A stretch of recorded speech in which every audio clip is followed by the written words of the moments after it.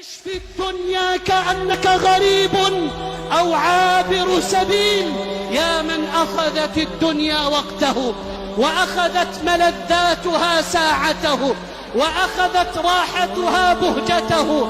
يقول النبي موصيا إياي وإياك: عش في الدنيا كأنك غريب أو عابر سبيل.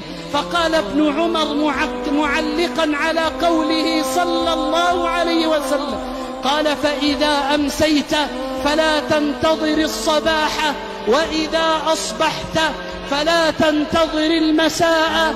ثم قال ابن عمر موصيا عبد الله: خذ من حياتك لموتك وخذ من صحتك لمرضك. عبد الله، كما زاد الترمذي: عبد الله، فإنك لا تدري ما يكون اسمك غدا، حي أم ميت. أسأل الله أن يكفينا شر الدنيا. وتأمل معي الحديث، تأمل معي الحديث، أسألك بالله. اسمع لقول النبي صلى الله عليه وسلم. قال لابن عمر وهو يعظني وإياك معه، قال: عش في الدنيا كأنك غريب، ثم قال: أو عابر سبيل.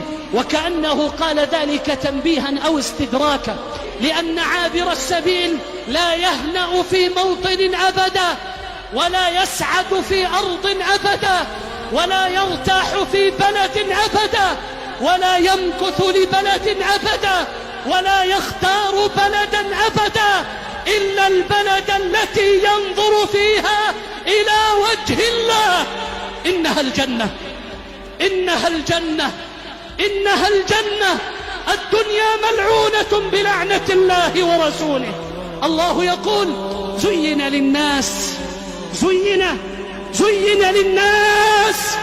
أخذتنا الدنيا، والله لا أبرئ نفسي. زين للناس حب الشهوات من النساء والبنين والقناطير المقنطرة من الذهب والفضة. هذه حياتنا، زوجة وولد ومال، هذا الذي يدور في الأفلاك ويأخذ منا الأوقات والأملاك ونعيش لأجله. زين للناس حب الشهوات من النساء والبنين والقناطير المقنطرة من الذهب والفضة والخيل المسومة، سيارات فارهة وركوبات جارهة وحياة مختلفة، والخيل المسومة والأنعام والحرث. ثم أراد الله أن ينبهني وإياك فقال: ذلك إشارة للبعيد، إشارة لبعده عن من؟ لبعده عن الله وعما يرضيه.